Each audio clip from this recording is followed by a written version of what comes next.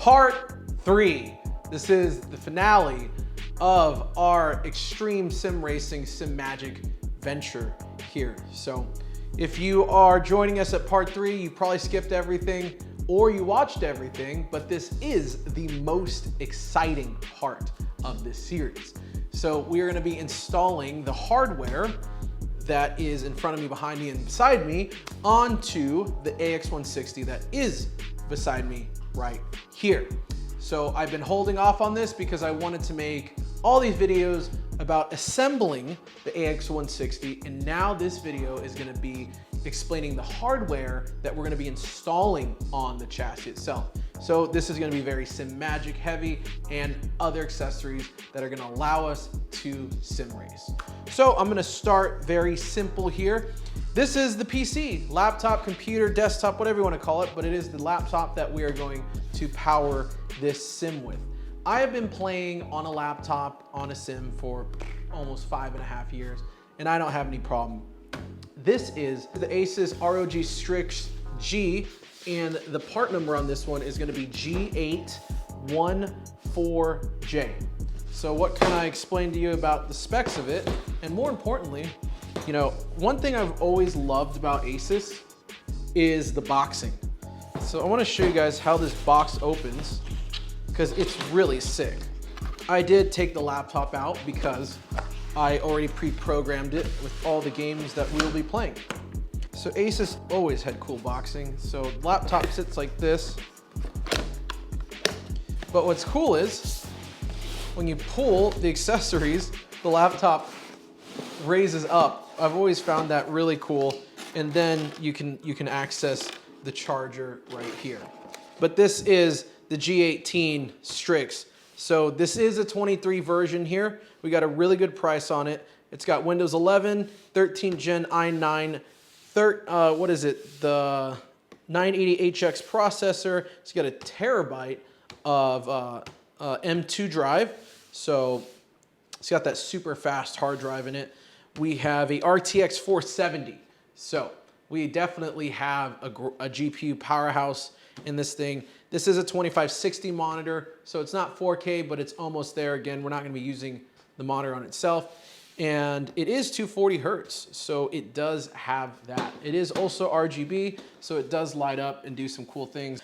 Why a laptop? Well, guess what? We travel a lot. You know, I traveled all last year with Brandon Sorensen and Formula Drift, and guess what? I have a real job, so I need a powerhouse that works out for me. Do I have 12 laptops? I do. But at the time, did I? No. But we love doing the laptops. The dedicated PC, we will build one later, I promise. And I want to definitely do a really cool video on that. I just watched the 5090 review on Linus. Doesn't seem very impressive, especially for the price. My friend Mike is going to buy one, so I'll definitely demo it. And you know what? I'm getting a lot more comfortable doing these vlogs. You know, I've been at the shop by myself for a very long time, and it's just me talking to you guys in front of this camera, and I feel fine. So I think we should head over to Mike's. You know, I'll probably make a weekend out of it. We usually take a cool car, do some photographs. I go with Mike, have some dinner, spend the night, and we sim, and we cook, we have a good time. So I'm really excited for him to get that 5090. He as well has a SIMAGIC setup and another chassis that we do sell. So we definitely need to go over Mike's setup because it's really, really sick. Back to this, guys. So I'm gonna show you where we're gonna place this.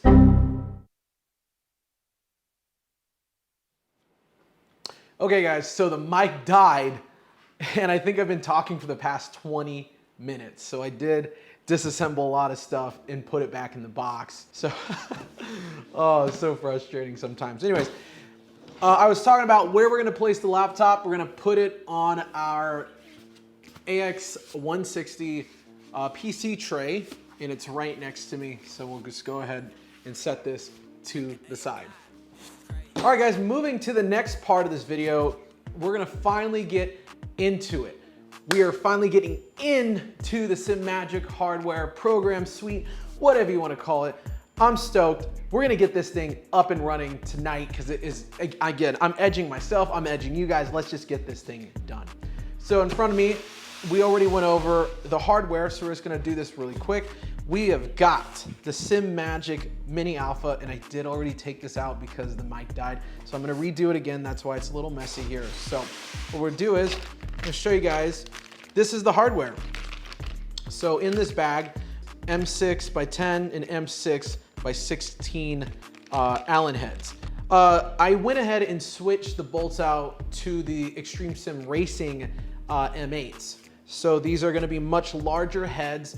I think the clamping force with these are gonna be much better. But again, if SIMAGIC trusts the M6, it's gonna be fine. But I've got leftover bolts, I'm gonna go ahead and use them. They are the same thread pitch, and it's gonna be a 6mm hex head. So just going through the SIMAGIC box, we do have a gold-plated USB cable here. We have a power supply with an on-off switch, and your standard 3-prong plug. And of course, this is what's all in the box, guys. We have our head unit. Oh my gosh, this thing is ridiculous. You can seriously, this is like 15 pounds, if not 20. This is insane.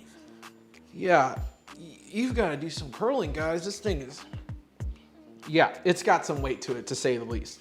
So let's see, on the side of that, where the sticker is, we've got the CANBUS USB. This is very important because we did buy the USB CANBUS, meaning we can plug in all of the accessories into that one strip of USBs, and we'll go over that later.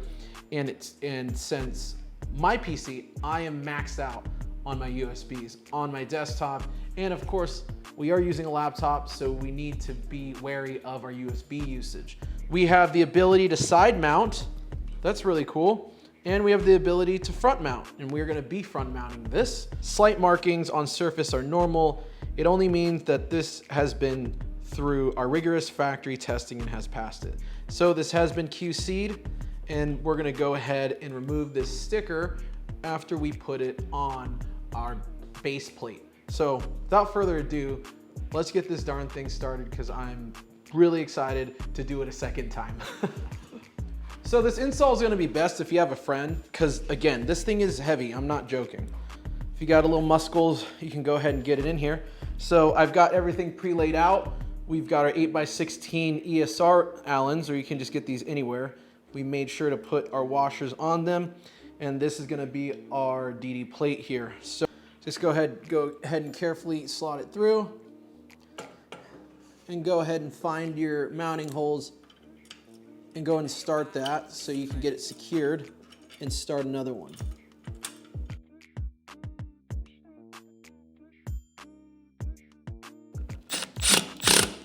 So we're gonna go ahead and peel that sticker off. And just like it says, there is a little marring on the wheel hub. That just means that this thing has passed QC. And here is the SIMAGIC GT1 wheel. This thing is sexy. Does light up. All right, I think you can see me, guys. And here is the SIMAGIC GT1. Same label right here. So saying, if you see any marring, that is gonna be completely normal. So they make sure to QC test all these parts here. So make sure, guys, your DD unit has the pins, so it looks like a Wi-Fi symbol, is gonna be facing to the left. Why?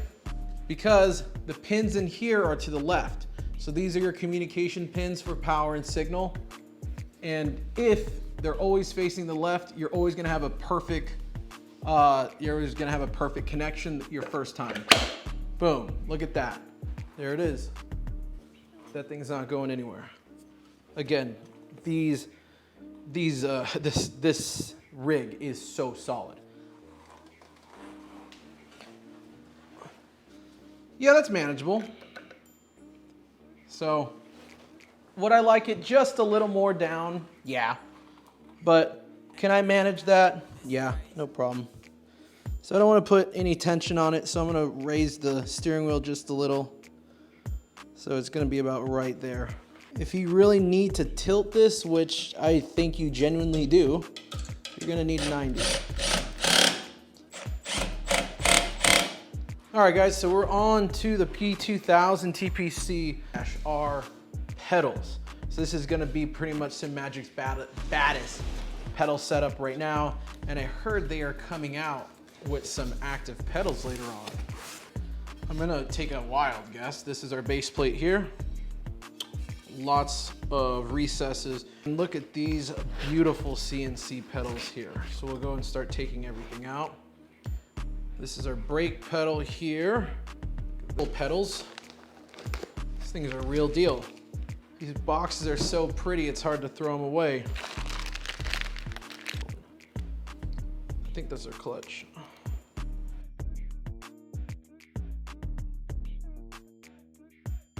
Another one, you know, shit happens, no biggie. This is the wrong heel stop.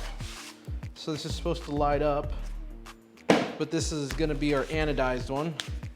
No big deal, still looks cool. I really like the heel stop. It looks out of place without it. I recommend getting it. All right, so there are no instructions. There's no PDF scan. Again, I mentioned this earlier. I really think there should just be a piece of paper that we can scan to find the instructions, because as of right now, I don't know anything. So the sticker is gonna lay flat. The sticker is gonna be your bottom side and your top side. These 4 recesses right here in the plate are gonna be where this is going to bolt down on the rails. So there are rails that we put on the AX-160 there, and there are some very, very big recesses in this, looks like about less than a 1/4 inch steel plate here. And that is probably gonna be in this hardware pack. Yep, so there's gonna be 4 flathead Allens in there. So easy enough. What is the first thing we're gonna do?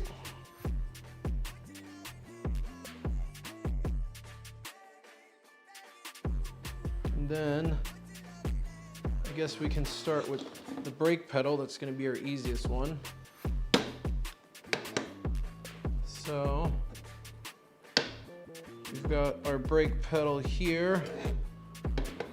And honestly, I think the easiest way is just gonna be right in the middle. So we have 1, 2, 3, 4, 5, 6, 7 holes. Depending if you want to heel toe, that's gonna really dictate your position here. But I'm gonna go ahead and place it on the 4th hole.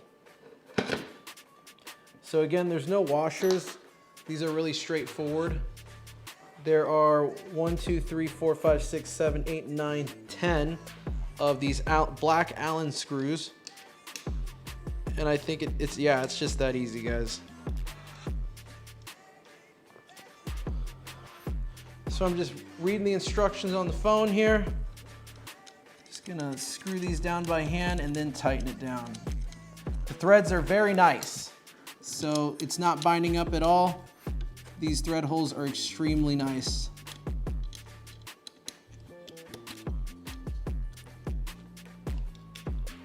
You don't have to He-Man it, but at least get it tight. Make sure to use the angle part of your Allen wrench.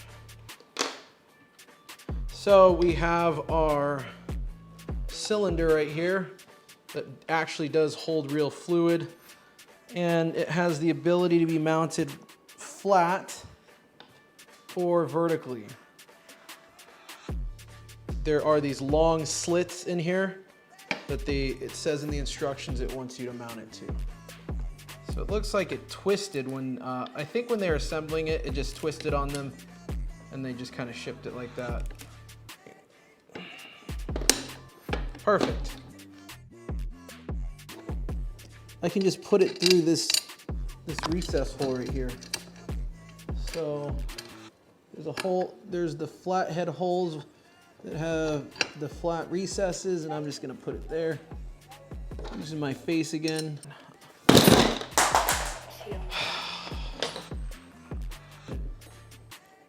Of how spongy the gas is. Personally, I've driven a lot of,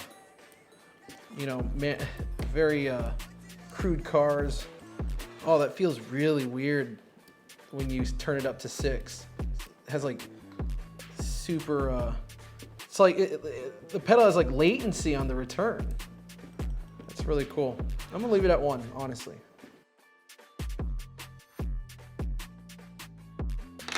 Okay, we got all 3 pedals mounted. What's the next step? So next step, put the actual pedals on.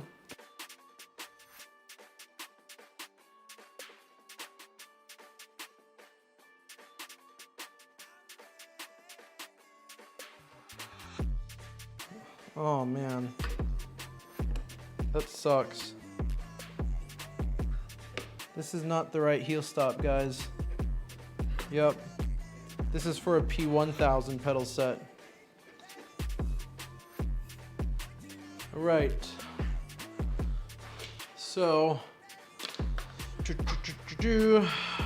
we have throttle, our brake pedal, and we have our clutch. So it looks like the best place to mount it without interfering with anything is going to be between the gas and the brake, but I'm not going to mount it yet because we do have the haptics, so we need to get those out and go from there. The things you're going to have left over, this is the bracket for the hydraulic, what am I going to call this thing? This is the hydraulic piston right here for your brake. This is the bracket if you want to lay it straight. These are the brake springs here. I can go over that later. I just want to get this thing up and running here. And then we have this jumper cable. I'm not sure what this is for. Again, the instructions aren't very clear on some of this stuff. We have our first adapter on. Now we're going to take our haptic motor mount, which is right here. And we're going to make sure both of these are facing downward. We're going to use that same screw and make sure the logo faces up. This is going to be very difficult. There is no room to get a key in here. Oh man. And you can't take the pedal off. Oh my gosh.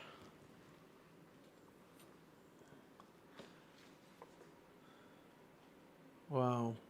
So if you had a different pedal, you could do this. You could take the pedal off, but unfortunately, that is not the case here. So maybe we can use the ball of the Allen, see if we can get it turned.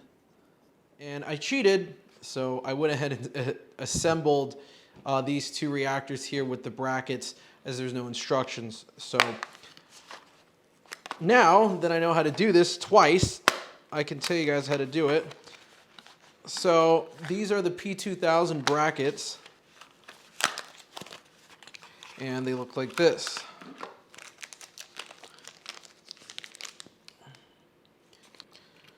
So just to talk about the assembly of these pedals, again, the hardware is really nice. It's just very tedious. And if you guys are using the haptics, there are certain ways, there's a certain procedure you have to do before assembling it. But, I mean, they are an easy add-on. But, yeah. Wait, I'm going to start that over. 3, 2, 1. So, just to talk about the overall install of the pedals, the hardware is very high quality. The threads are nearly perfect. And if you are installing the haptics, you will be adding a tremendous amount of time to your install here. This bracket here, we're going to slide that on.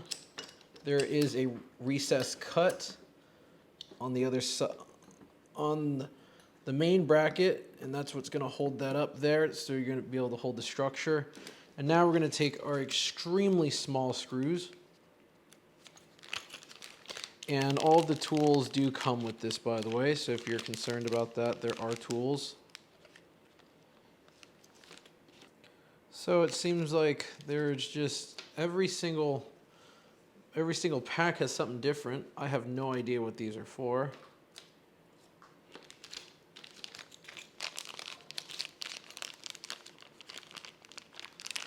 I'm going to start from the top. As you can see, that is how small that screw is. And this is how big the Allen is. And it is, the Allens are nice because they're magnetic. So you will be able to have a little leeway with the screw here. And this one was actually a lot easier. And it should be just straightforward. There we go, we got it. When you are installing these super small screws, make sure to hold the brackets together so that you are not putting any tension on the screw itself. If there is tension that starts to build up, you might want to make an adjustment because you don't want any tension on the screw, because you're going to learn the hard way what happens. And when you start feeling the tension, when you start running down the screw, go ahead and use the 90-degree part of the Allen head. Do not use the back end of the Allen key to keep turning it, because you're gonna have a bad time. And you do not want to go too crazy when tightening these. These screws are so small, and they are holding it, honestly, a lot of pressure here. So just be careful, as you don't want to break. You don't want to strip the head out. All right, so we have our control box. They want us to ground it out with the ground wire. That's what this is. This was in the P2000 box. So we are going to loosen this brake pedal here. Okay, that's nice and tight. So here is our control module here, and they want you to run this to the corner of it right here. All right, so let's just go over this really quick. So this build, holy moly, this took a while. There was a lot of trial and error. The instructions are very confusing. I'm not sure there are instructions for the P2000 sides. And again, I hope this is the way to connect this to the box. Other than that, the fit and finish is a 10 out of 10. I'm gonna give it a 10 out of 10. I wish I had more fingers because I give this 20 out of 10. The hardware is really nice. The threads are amazing. There is no binding, nothing. So kudos to SIMAGIC on that one. We're gonna go ahead and mount this onto our ESR rig. I guess I'll just run the video. I won't talk much because I've got to figure out how to get this on here. I have no help, and we'll go through the install on that right now.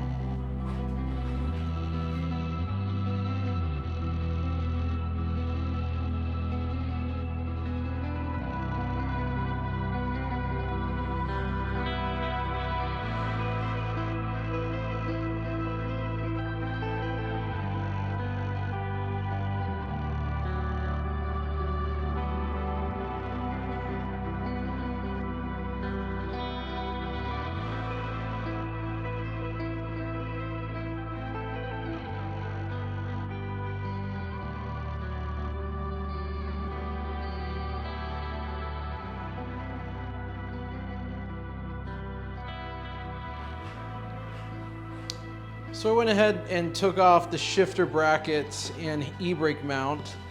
And we're running out of hardware here, guys. So it looks like SIMAGIC has their own version of their own T-nuts. So what we're gonna do here, we're gonna use SIMAGIC's T-nut. And we're gonna go ahead and grab this thing from the front and the rear, the very front. So just like that. Guess what, guys? It does not make it through it. So the hardware that is supplied with the shifter is not long enough to get through this 1/4-inch plate. We're gonna screw in the top two. So the top two here, I feel like we need a vise. This is, everything here is just so heavy. So these makeshift T-nuts that SIMAGIC has provided is gonna be actually perfect for what we're trying to do here. So let's take M620, that goes through there, that goes through there, and then we're gonna use this T-nut here. This is the SIMAGIC T-nut. So guys, you're gonna have to go pick up some M6x20s for this, for any shifter at this point. So again, I'm just trying to play consumer here. You know, maybe you have some longer length Allens laying around, but realistically get yourself some M6x20s and get yourself some locking nuts on the back as well. But this just happened to work out perfectly with using the SIMAGIC hardware. Let's see where we line up at. So we have threads and no threads, just depending what you want. I think we have a lot of options here actually. So I need the e-brake to face towards me at an angle like this, so it needs to be like that. There we go, that's perfect actually. So we're gonna go ahead and do the same thing here. We're gonna cheat and use our M6x20s. And then there are more provided T-nuts in here.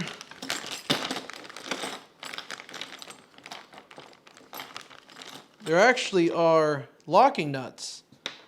And if I'm right, those should just fit on the M6s that we've provided here.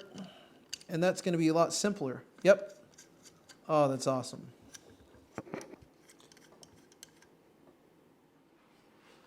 That is fucking cool, right? I'm gonna step in front of the camera. Look at this. This is fucking sick. This is so cool. What the hell? All right, and we'll do the haptic on when we get the rail in. So here we go, let's reposition the camera.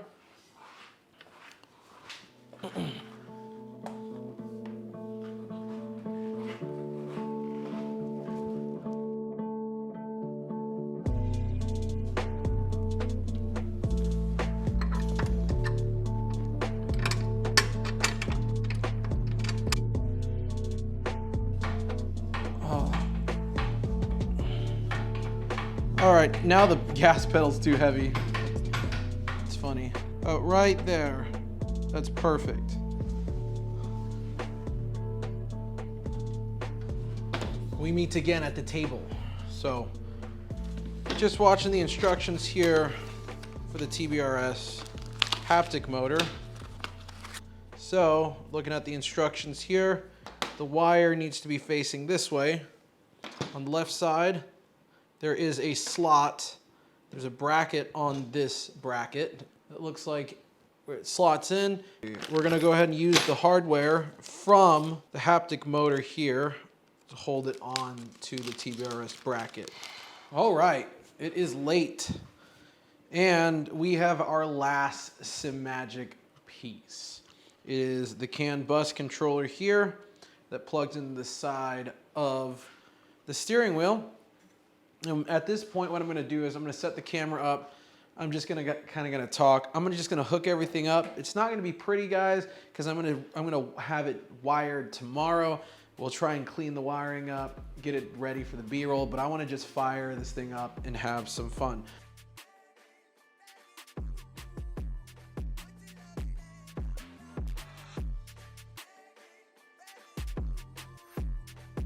I think it's day 4 of filming now, and I won't lie, I definitely was here yesterday till 5 a.m. jamming on the sim. That thing is freaking awesome. My lap times have dramatically dropped. I'm like a 1.5 seconds faster on ACC. My drifting is, I don't want to get into it. It's my level of drifting on a sim is about here, and just getting on that thing, I'm at the ceiling.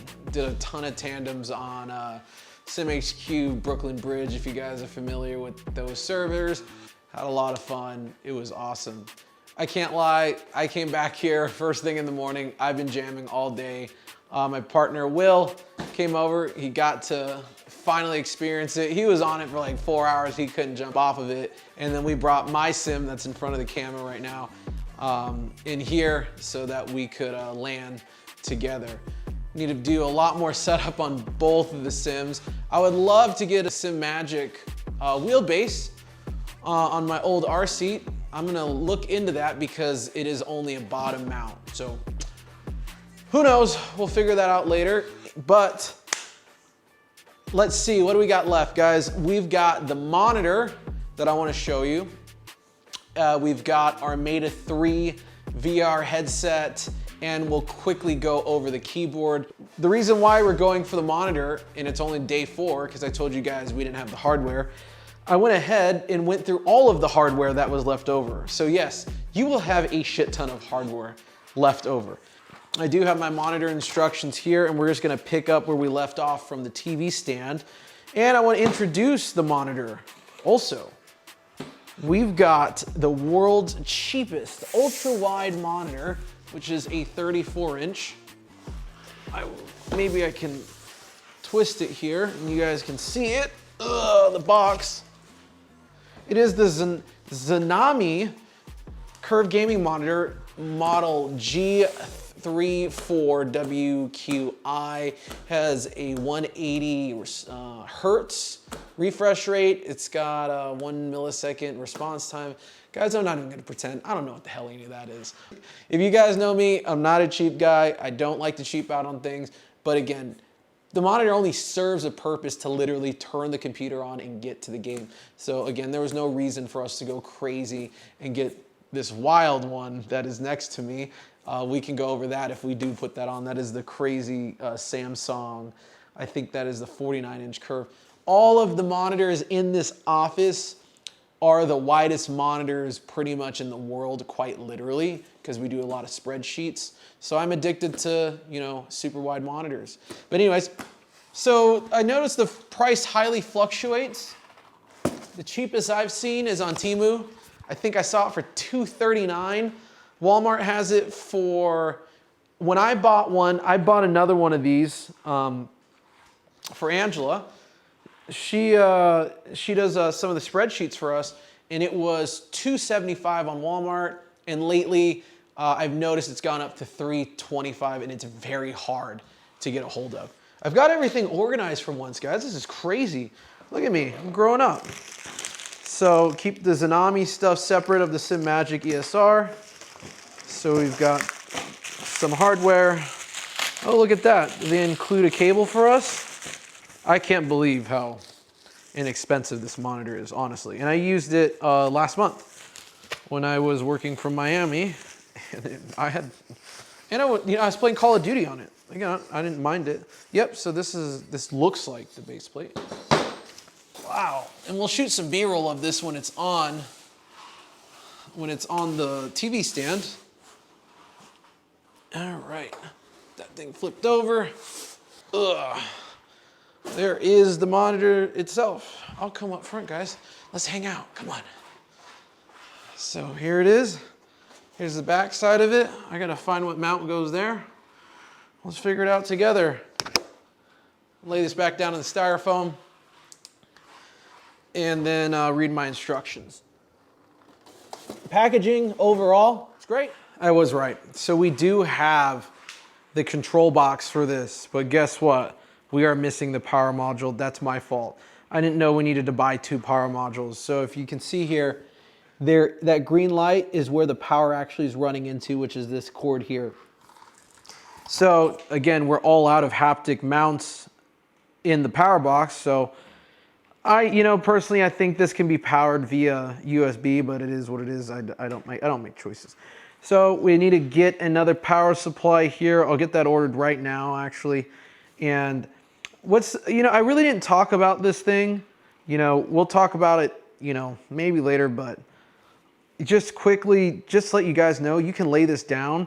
So it doesn't have to be a hydro. It can be like a real car if you're gonna mount this like in a center console and you're building like a crazy cockpit. or something like that.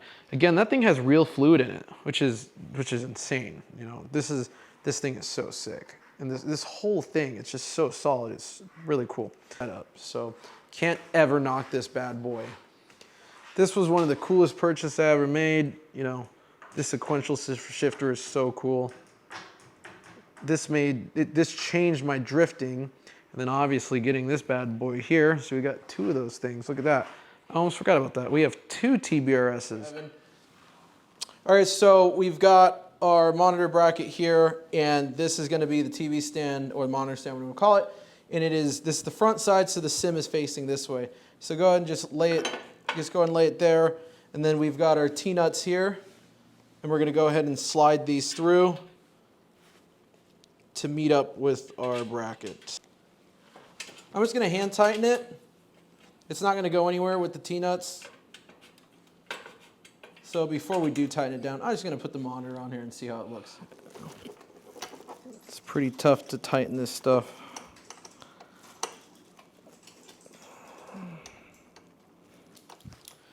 Now we have a solid keyboard mount. Thank you, Eduardo. I'm sorry for bugging you on that one. There we go. Nice swivel. It's very solid. Awesome.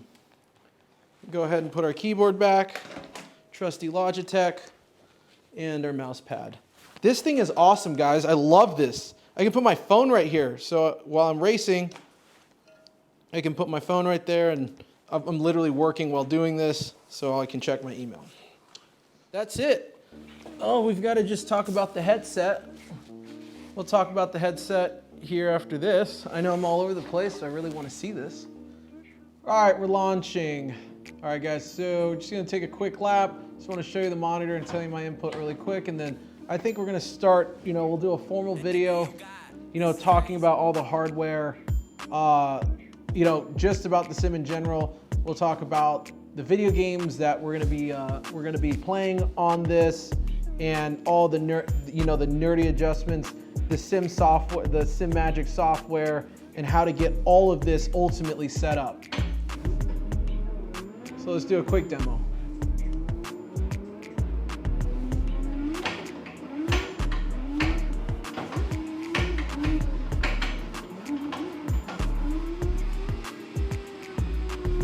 So the refresh rate went up to 180, I noticed, in the adjustments.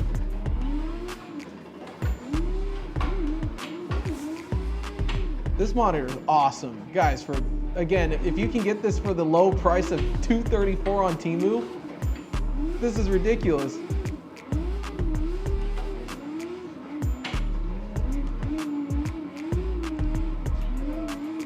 Kayla, look, you can play now on the monitor. Yeah.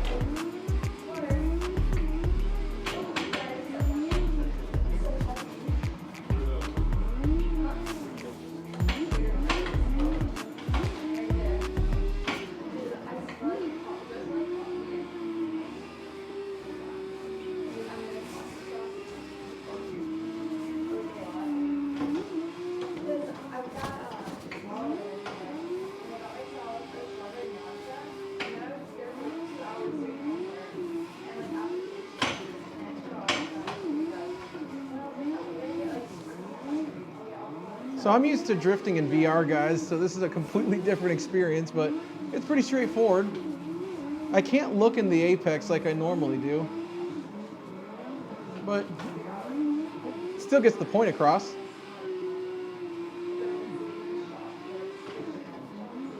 And now you guys can understand why I think it's important to have an ultra widescreen, ultra super widescreen as they call it, instead of like a normal monitor here. So I can see over here.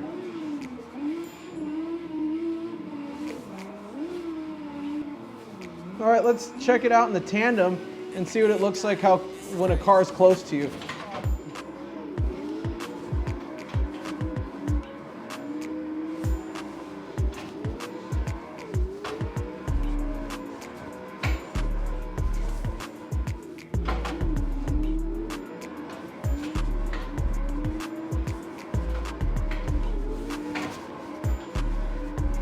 This guy's like playing on a controller.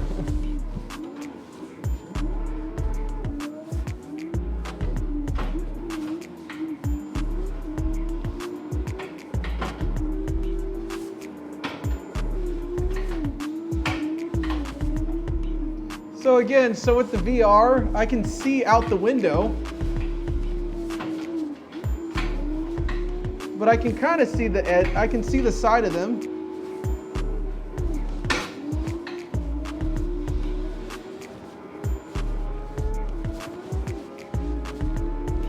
Oh, we're getting it in, guys.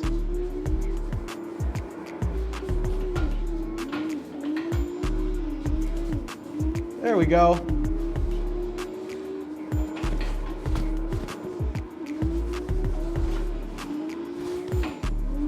And we are finally going through the last parts of part 3 of all the hardware that's going to be encompassing the AX-160, basically the accessories and the hardware that make this thing happen. So, showed you guys how to put together the pedals, the wheelbase, the shifter, the handbrake, and now we're going to go over the accessories that's going to really tie this thing together to be as immersive as freaking possible. And last but not least, the last part of the video, we are going to wire tuck this bad boy. I would have it in the background, but I know the wires everywhere is killing you and it's killing me, so I can't wait to get this thing organized. So with that being said, why don't we just start there, guys? I spent a bunch of time on the Googles and researched a bunch of wire sheathing, covering, whatever you want to call it, and came across Titan Rigs. And they have this cool braided black and red just wire protector. So I got a bunch of different sizes. So I didn't know how small it was gonna be or how big it was. So I was like, you know what, let's just buy it all. And this one is the smallest one. It is gonna be too small. It is gonna be just for a singular cable. So that doesn't work for me. The medium one, this is gonna be perfect. So this is the medium. These are 10 feet long. Again, they're nice and braided. They look super cool. They're a ton of color, and I like red and black, so that's why I went with that. This is a larger one. It is much fatter, and it's definitely gonna be able to hold 3 or 4 cables in it. So it looks like we got 2 mediums, a large, and a small. Again, I don't think we're gonna be using the small at all. It's just way too thin. So we'll be sticking with these main 3 right here.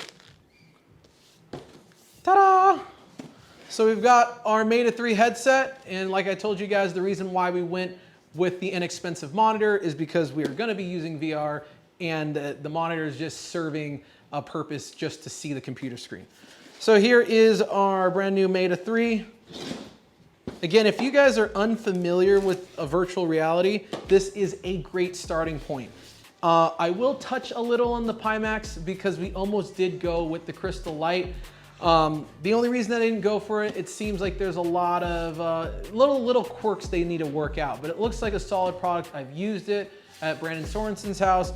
It's pretty darn awesome, but as far as, you know, I'm very familiar with the 2 and the 3. So again, we went ahead and just got a couple of these, and this is what it looks like when you buy it.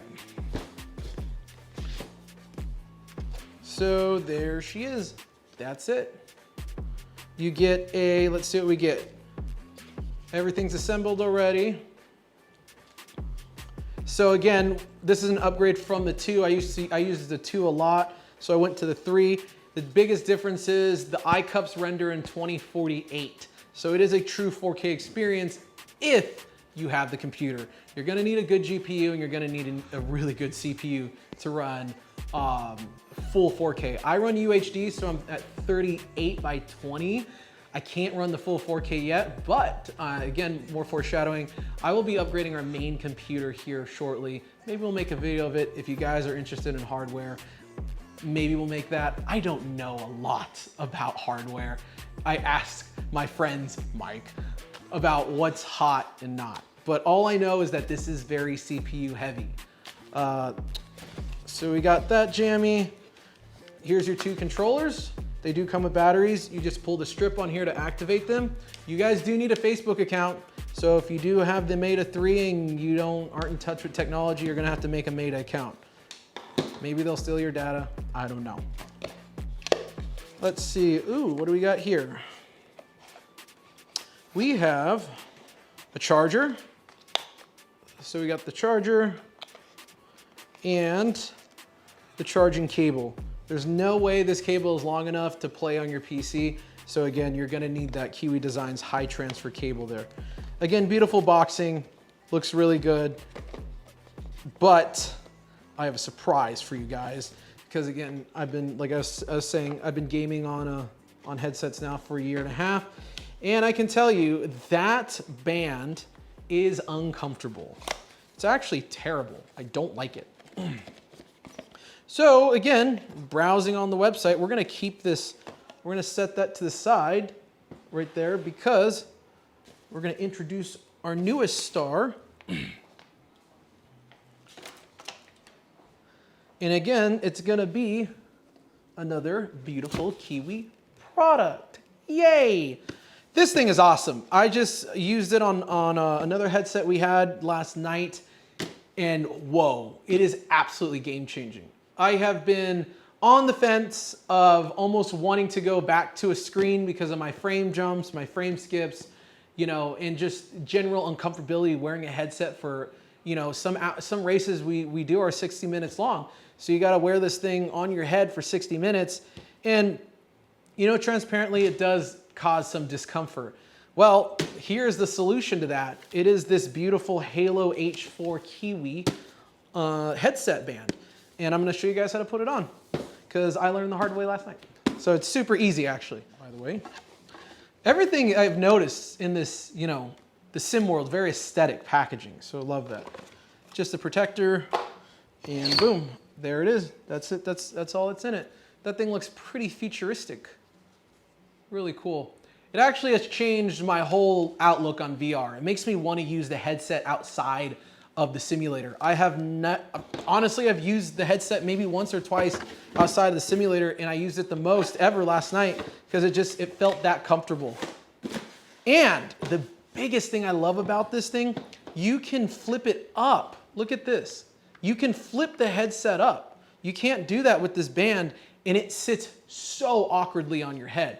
And if you do Discord a lot, if you guys don't know what Discord is, again, I'll try and talk to you guys as if we don't know what some of this technical jargon is. Discord is a very popular voice channel app. That is a very, very, very actual rude way to mention Discord because it does a tremendous amount of things when it comes to communication. But where I will just leave it at is that it's a voice tool.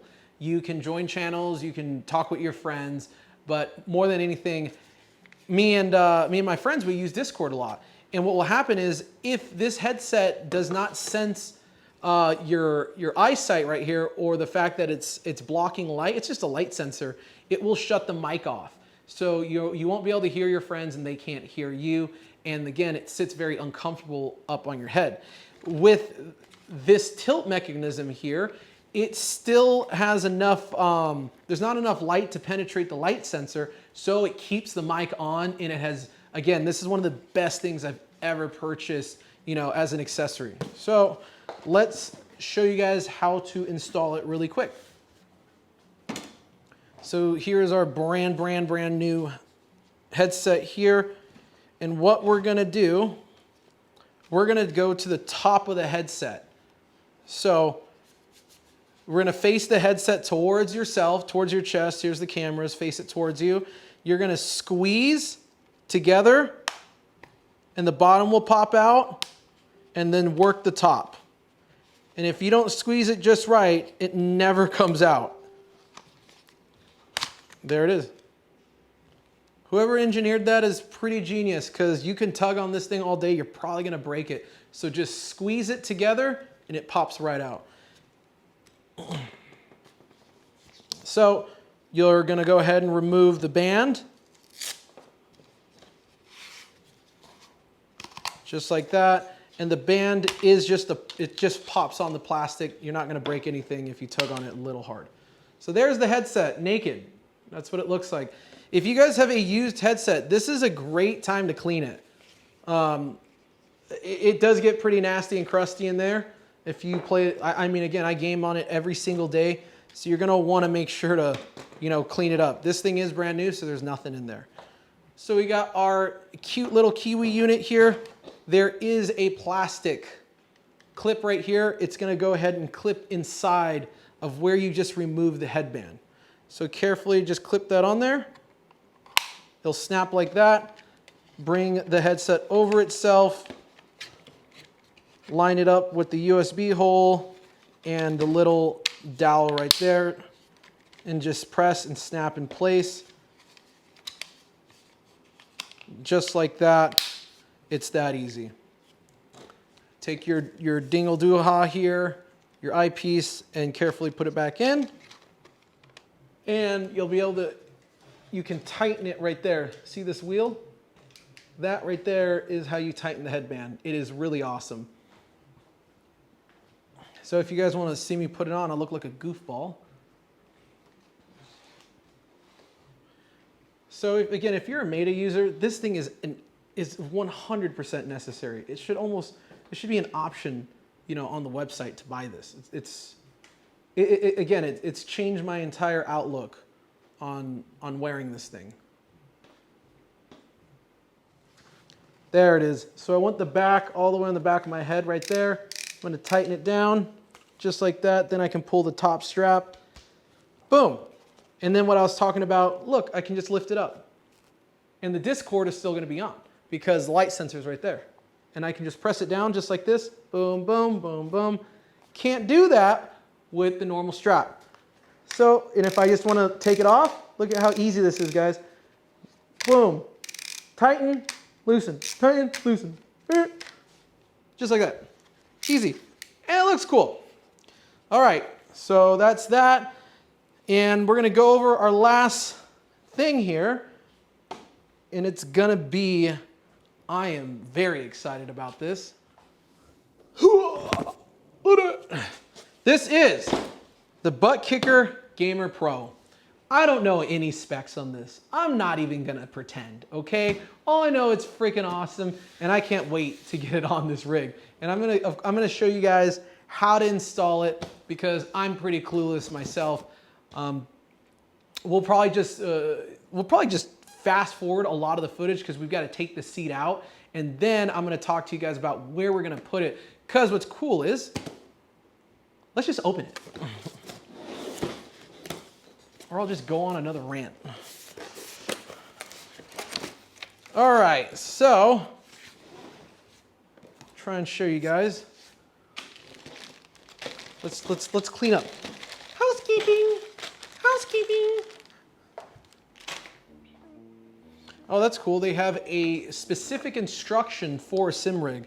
Many sim rigs include a mounting adapter. The Gamer Pro will fit adapters designed for the Gamer 2. Loosen the large knob to open the clamp. Loosen smaller knob to adjust clamp diameter to fit your rig. Place the clamp around the post. Tighten the knob. Secure the butt kicker in place on the rig. Use the supplied Velcro cable wraps to tie the end of the Butt Gamer Pro to your rig. Seems pretty simple. I hear that it can be a little, it can be a little daunting programming the software, but we're gonna take a stab at that in part 4. Part 4 is gonna be going over the video games, guys. I'm gonna show you everything. And when I say everything, I mean we're gonna go through Assetto Corsa. I'm gonna show you how to bind stuff. I'm gonna show you just the most basic rudimentary things about the games. I'm gonna even show you how to freaking drive the thing. But I wanna show you guys from A to Z, how to just basically set the whole thing up. Again, I'm ranting. Let's go through this. All right, so we got a bunch of cables. What do we got? We got an aux cable. This thing is military grade, very heavy duty, very nice. Another braided line. Don't know what that one's got. It's got wire, speaker wire in it. Power cable. Ooh, my favorite. This adapts straight to the rig. So this is specifically made for sim rigs, extrusion metal sim rigs, profile rigs, I'm gonna call them. And then it just clamps onto this. So this is gonna be perfect to go under the seat. And here's our big boy amplifier. I gotta figure out where we're gonna put this thing. Look at that. We got 2 speaker wire holes, right, left input, output, USB-C, power on, and our power. We've got the buttons, power, low filter cutoff, high cutoff, volume. This thing looks freaking rad. And we'll do that one last. What do we got here? We have a USB-C and some audio jack cables there. Oh, cool. We've got a controller, wireless controller there. And let's take the big boy out. Oh, she's got some weight to her. So, from what Michael has told me, he has the one below this, and he said it's too much. He said that you might have brain damage if you turn it to max volume. This is the highest level of Buttkicker as far as trim models go. So I think it'd be funny to put 4 of these things and turn them to max volume and then make a video afterwards to see if I lose some brain cells, because I do that every day in the normal business. So look at this thing. Wow, I guess it's this simple. So that opens that. That one allows, what's this one do? Oh, so this one loosens it, so then you can open the clamp, boop, like that. And then you can just tie it down like that. Okay, seems simple enough. Let's go ahead and open these cables.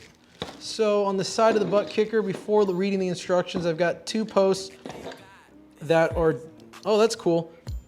That's really cool. So you press down these posts right here, and the speaker wire just goes, stays in it. I'm going to guess. Yep. So this one goes to the Buttkicker, and this one goes to the amplifier.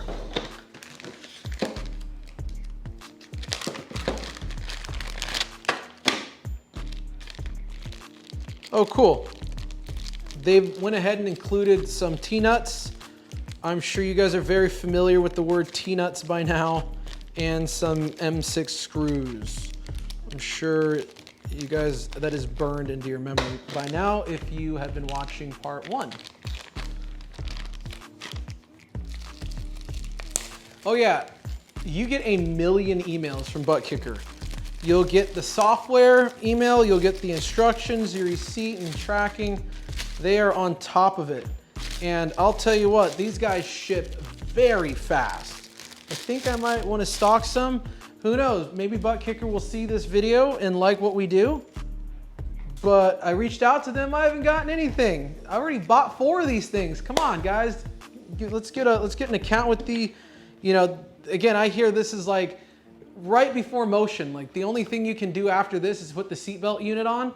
But this seems like the end all be all if you don't want to spend 20 grand on a D-box setup. Oh, by the way, guys, this thing is $324.99. That's $324.99. That's nothing. I mean, it seems like this is a lot for 300 bucks. So, again, pretty stoked.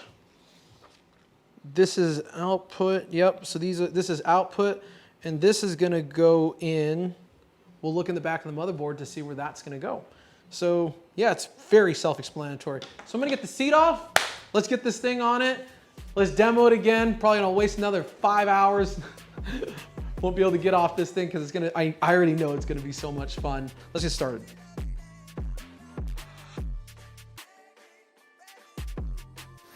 All right, so we've got our Buttkicker post right here, and that just goes like that against the extrusion.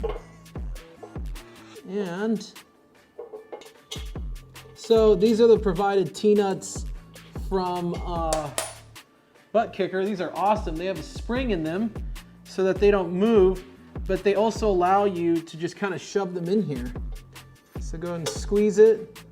There you go. And then you're just gonna flip it up, and then it should be fully seated in there. It is kind of a pain, I won't lie, but it is better than taking apart half the frickin' rig to access the slots here. You might want to You can, again, guys, you can Loctite this, you don't have to. I'm gonna send these home because I know this thing vibrates on a whole nother level of vibration. So, you know, just send them home. I'm gonna put it right in the center.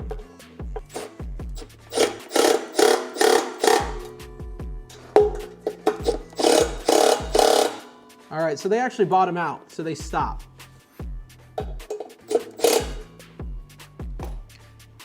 That thing is going nowhere.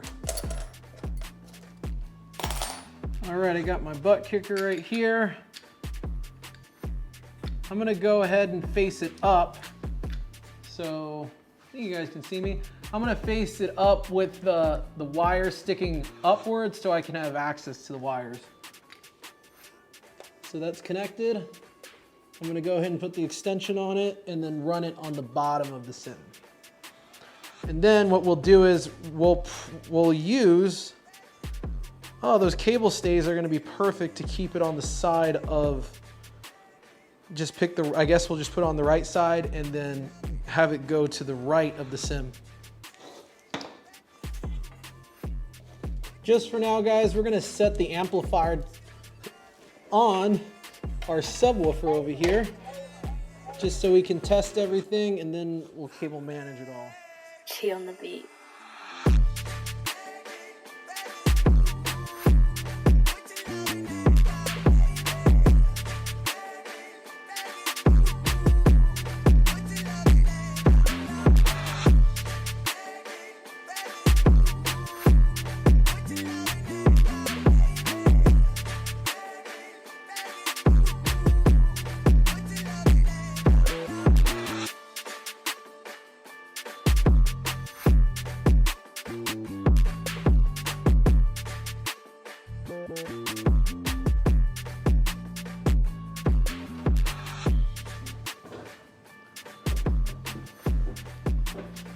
That was a long 2 hours, I won't lie.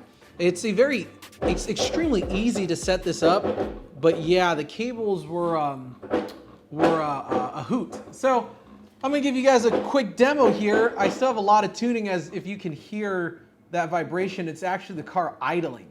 So I've got it to where the butt kicker turns on when the car is idling and as the RPM goes, and then I've got a lot of, basically a lot of feedback when the car does certain things. I've gotten about less than 5 minutes here, so I'm just gonna give you guys my feedback. So we're testing out the new head strap. Man, that is so much comfortable. It's very, very comfortable. And remember how I was saying I can swing it? Check that out. I can swing it like that. Light sensor still works. Gonna go ahead and recenter myself here. And let's take some laps here in Assetto Corsa. If you guys want to know, I'm in an A90 Supra. So it's really cool. Wow. Super cool. Every time I shift and I've got this sequential, the butt kicker hits.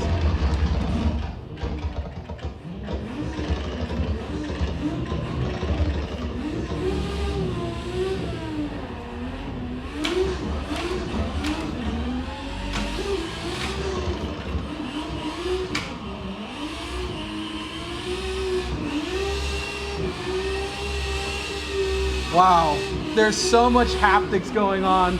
Oh, I missed the clip. I missed the outer zone there.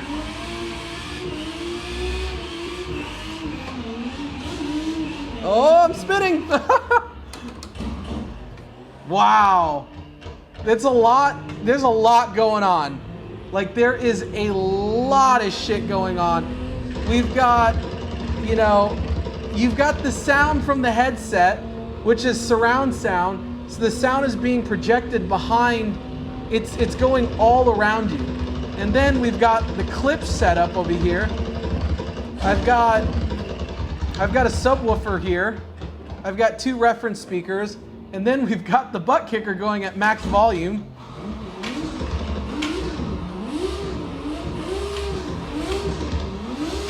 And the pedals are vibrating, and the e-brake also vibrates. This is maximum immersion. And the anti-lag in this car is hilarious. So one thing, I mean, again, this setup is, I haven't done any wire management, cable management. One thing I'm getting very annoyed of, the transfer cable, when I touch the transfer cable, I completely lose everything in the sim. Like, I completely get out of the zone and realize I'm in a sim. So I didn't have this problem with the last cable. It's very, very annoying. I think I'm gonna come up, actually I think there we go. I'm gonna try and tuck it in the keyboard mount and make sure I have full rotation. Yeah, see, I'm still touching it. I've gotta find something where it can hold the cable, because look, now the cable gets caught in the keyboard mount and I'm unable to twist my head here. Maybe I can run it to my chest. Oh, that's okay. But yeah, when you touch the cable, you completely get out of the immersion.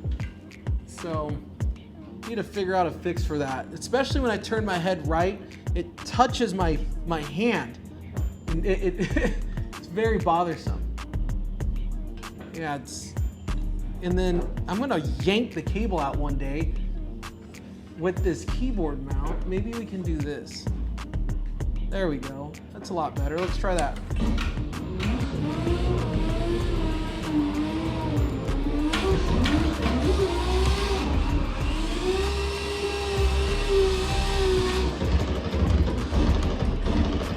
So every time I shift, I can feel it in my butt.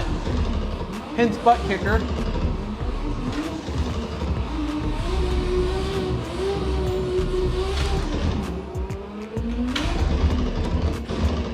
Man, this is so cool. You got the subwoofer going, you got the butt kicker going, you've got the haptics going. So I got a haptic on every pedal. I got one right here. Let's make a lap. I can feel the clutch engage, gear shift, and then I can feel the tires break loose. I can feel the surface of the road change.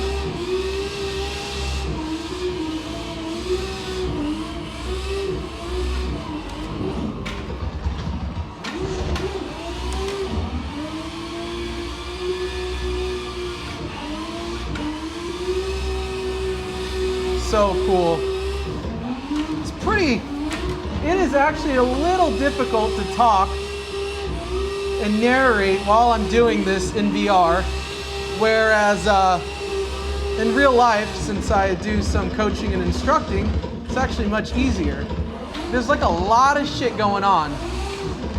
And I just noticed the lights just turned on. That's cool.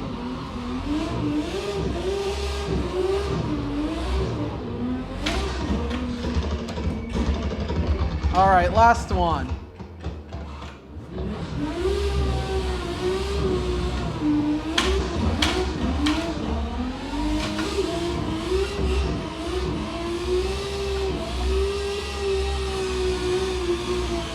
Oh man, tires are cooked. Tires are cooked. All right, let's do one more. I gotta get a good one for you guys.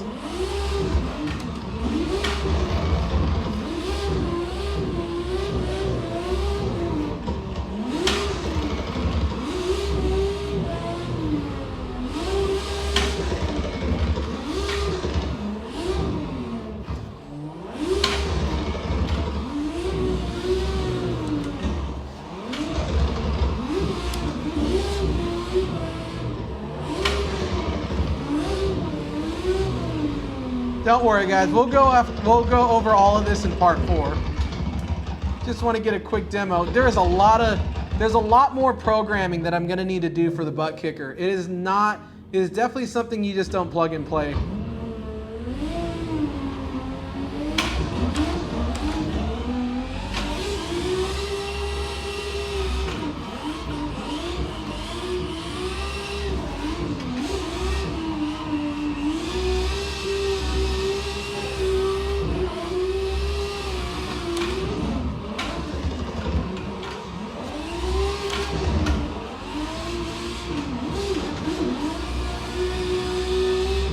I'm usually a lot more smoother, but I'm trying to think about what I'm gonna say, and it's definitely messing with me.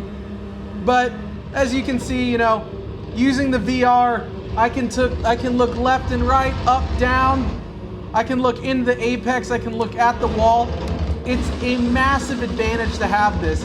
And you know, I've played on massive screens, 49s, super ultra wides. It just doesn't compare to this because I can look at the other car, or I can look into the apex or the wall when I'm approaching it. I'm gonna try and focus and get a good lap here.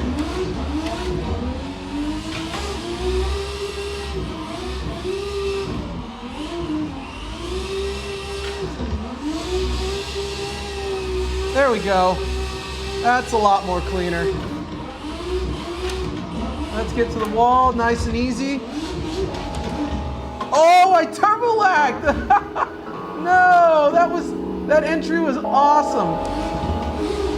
So, got the butt kicker in, got all the haptics working. This is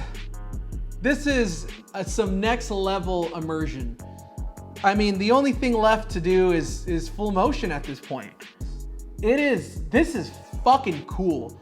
And I mean that in every sincere way possible. This is one of the coolest fucking things you can buy. You know, I can't imagine playing like the flight sim or whatever, you know, with the butt kicker and haptics, but man, this feels fucking real. Like, I guess, I mean, we could add AC vents, I don't know, maybe add a smoke machine, we'll add LEDs. This thing is just too cool. Everything is pretty much installed. Oh yeah, we are missing the kick stop right here. That'll be coming next week, so we need to get the kick stop. Also, the heel riser, we're gonna show you guys how to wire tuck under there. It's really cool. Other than that, we are near the end of part 3. I know it is so long. I know it is. But last but not least, we'll do the wiring, and then we can move to part 4 where we're gonna talk about the software, the games, and even how to basically drive the cars. I'll show you the extreme basics. I am no pro by any means whatsoever, but I wanna show you guys the basics, how you can get started. And if you wanna be more serious, I can show you guys the route of how to be serious and get into competitive sim racing. So I'm gonna have some fun, get some sleep, and on Friday, we're actually gonna go drifting tomorrow. On Friday, we'll go ahead and do the cable management and we'll film it. It's gonna be more of a montage of the cable management, and I'll just show a lot of B-roll and explain what we did, because it's gonna be very tedious, as again, this is my first time doing a lot of this stuff, and I'm glad you guys have, you know, joined me on this journey. So I hope if you guys like these videos, you know, we'll do more of them, but if maybe this is a one-time thing, you guys let me know. Part 3 is finally wrapped up. We are done, and if you have made it this far into the video, I super appreciate it, because right here we've got a turnkey Extreme Sim Racing SIMAGIC chassis and hardware. We're gonna start doing part 4 tomorrow and explaining all the software involved to make this thing work. We got in simulators about 4 months ago. I've already sold 50 plus of these things, and I want to make this informative video to show you guys how in-depth I am about this. I have personally been playing Sims since I was 6 years old, and I started taking it seriously around, 12, and then I got to test some really cool Vasaro units when I was 21, and it has been nonstop. Thank you to Antoine for making and introducing some of the coolest connections in this industry, and we hope to keep working with you. So no longer part of ESR, but a huge part. Who knows, you might see him on the next video here. So also, of course, can't forget SIMAGIC. Big shout out to them for providing this. Some of the, honestly, for the price point, this is some seriously incredible hardware. I can't say anything bad about it. I really can't.